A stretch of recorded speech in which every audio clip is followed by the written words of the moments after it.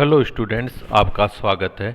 आज हम Thomas Aquinas के विचारों का अध्ययन करने के क्रम में उसे मध्य युग का अरस्तु माने जाने संबंधी मान्यता की विवेचना करेंगे।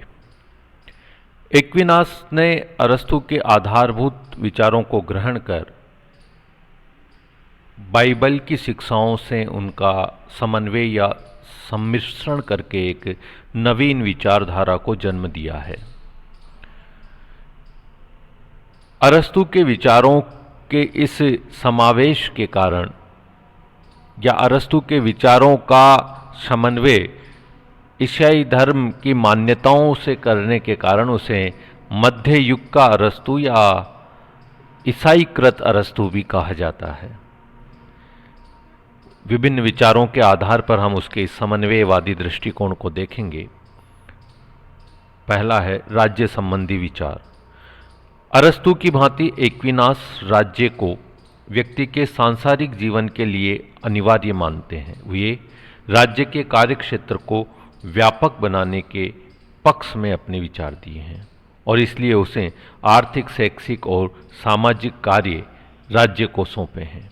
परंतु राज्य की श्रेष्ठता और उसकी उपयोगिता को स्वीकार करते हुए भी उसका आग्रह इस बात पर है कि सर्वोच्च मानव संस्था चर्च है, न कि राज्य।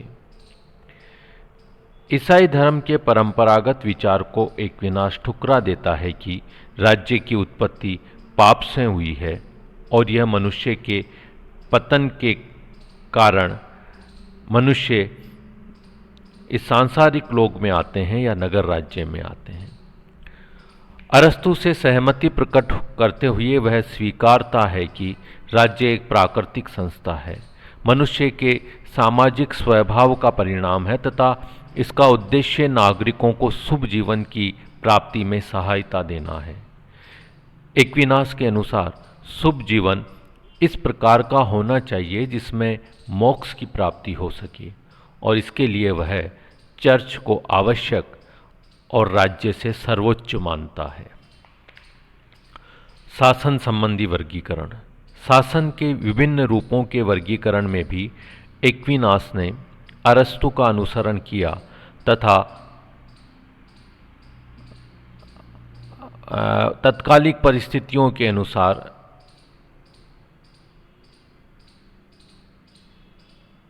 राजतंत्र का समर्थन किया, लेकिन जो उसका वर्गीकरण है वह अरस्तु के वर्गीकरण पर पूर्णतः आधारित है।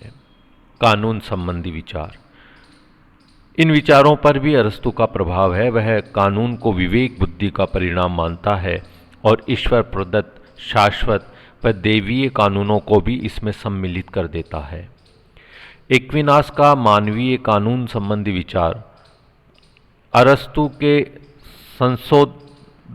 संशोधनात्मक कानून के समरूप है। दोनों कानूनों के शासन को सर्वश्रेष्ठ मानते हैं। राज्य के उद्देश्य संबंधी विचार। ईसाई धर्म के समान राज्य का उद्देश्य मनुष्य को उनकी बुराइयों से बचाना नहीं है, अपितु वह अरस्तु के समान राज्य का उद्देश्य नागरिकों के लिए उत्तम जीवन जीने योग्य परिस्थितियां पैदा करना और राज्य की विदेशी आक्रमण से रक्षा करना एवं शांति बनाए रखना मानता है। एक्विनास ने भी अरस्तु के समान दास प्रथा का समर्थन किया, यद्यपि उसके पक्ष में उसने भिन्न तर्क प्रस्तुत किया है। इस प्रकार निष्कर्षतः एक्विनास ने मध्य युग में अरस्तु के विचारों को परिस्थितियों के अनुरूप नए रूप में प्रस्तुत किया है, किंतु अंतिम सत्य का प्रवक्ता उसने अरस्तु को न मानकर ईसाईयत को माना है। उसने ईसाई धर्म के आदर्शों और सिद्धांतों के द्वारा अरस्तु की अपूर्णताओं को दूर करने का प्रयत्न किया है। वस्तुतः एक्विनास ने अरस्तु की दर्शन रूपी नींव पर ईसाई भवन का निर्माण किया है और इसलिए एक्विनास को ईसाईकृत अरस्तु और उसके दर्शन को अरस्तुवाद की संज्ञा दी गई है। धन्यवाद।